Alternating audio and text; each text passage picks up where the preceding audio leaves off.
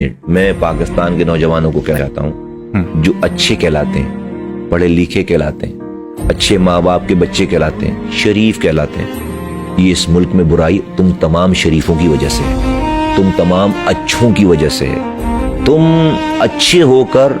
شریف ہو کر تم کہتے نہیں نہیں نہیں سیاست جو ہے وہ بہت برا کام ہے، برے لوگ ہیں، تو اس میں پھر برے لوگوں نے ہونا ہے نا، پھر پانی دینا ہے تمہیں کسی سیاستدان نے،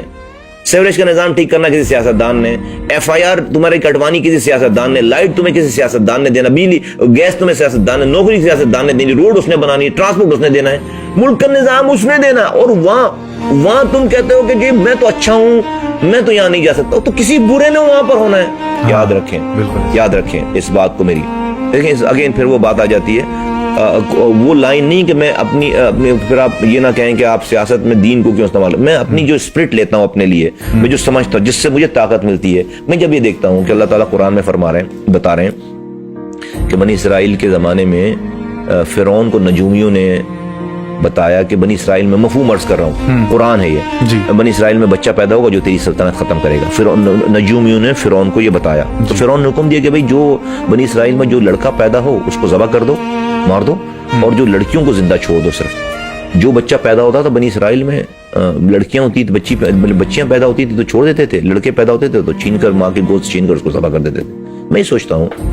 کہ جب فرعون کے لوگ بنی اسرائیل کے پہلے بچے کو ذبح کر رہے تھے تو اللہ نے فرعون کو مارا کیوں نہیں مارا دوسرے بچے کو ذبح کرنے، ماں کی اللہ تو 70 ماؤں سے زیادہ پیار کرنے والا ہے،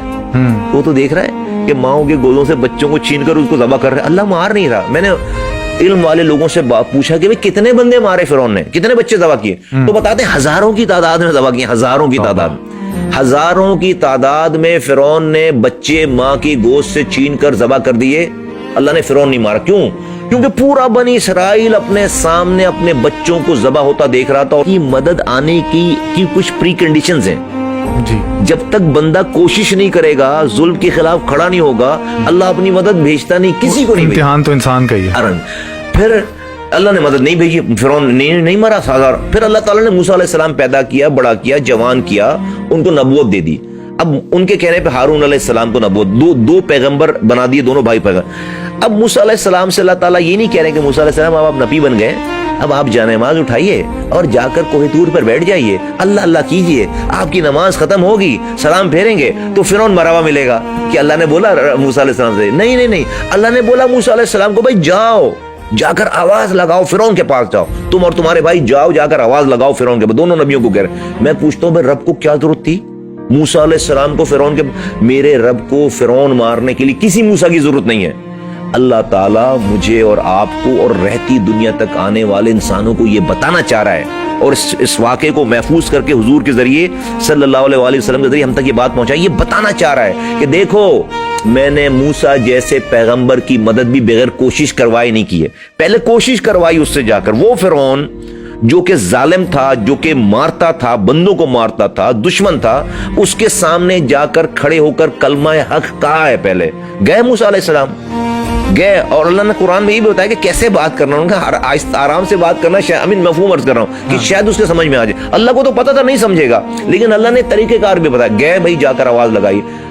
موسیٰ علیہ السلام کی آواز پر وہ بنی اسرائیل جو اپنے سامنے اپنے بچوں کو ذبح ہوتا دیکھتے تھے، نہیں کھڑے ہوتے تھے، جب آہستہ آہستہ فرعون کے ظلم کے باوجود موسیٰ علیہ السلام کی بات ماننے والے بن گئے، تو اللہ کا میسج آیا کہ ہاں اب مدد آئے گی، اور ایسی مدد آئی کہ اللہ تعالیٰ نے سمندر کو حکم دیا کہ موسیٰ اور اس کے ساتھیوں کے لیے رستہ بنا کر دو، اور اللہ تعالیٰ نے سمندر کو حکم دیا کہ فرعون اور اس کے لشکر کو غرق کرو۔ یہ پورا واقعہ اللہ تعالیٰ نے قرآن میں لکھ کر آقا دو جہاں حضرت محمد مصطفیٰ صلی اللہ علیہ وآلہ وسلم کے ذریعے ہم تک، آپ تک پہنچائی یہ بات۔ میں اس میں اتنا بڑا میسج دیکھتا ہوں کہ اللہ تعالیٰ یہ بتا رہے ہیں کہ بھئی اس دنیا میں جب کہہ رہے ہیں، رب کہہ رہے ہیں کہ پتہ بھی میری مرضی کے بغیر ٹوٹ کر نہیں گرتا، ہوگا تو سب کچھ میری مرضی سے، تو میں سوچتا ہوں جب پتہ ٹوٹ کر نہیں گرتا تو میرے گھر میں پانی اللہ کی مرضی کے بغیر آ جائے گا، بھائی میرے ملک میں جو ہے وہ انصاف اللہ کی مرضی کے بغیر ہو جائے گا، میرے ملک کی اکانومی اللہ کی مرضی کے بغیر، جب پتہ ٹوٹ کر نہیں گر رہا رب کہہ رہے ہیں، اور میرے ملک میں جو ہے وہ میرے ملک کی بجلی، میرے گھر میں لوڈ شیڈنگ جو ہے حیدرآباد میں 8 دن تک لائٹ نہیں آ رہی، اللہ کی مرضی کے بغیر لائٹ آئی ہے۔ اللہ کی مرضی کب آئے گی، اللہ کی مدد کب آئے گی؟ جب مظلوم کوشش کرے گا۔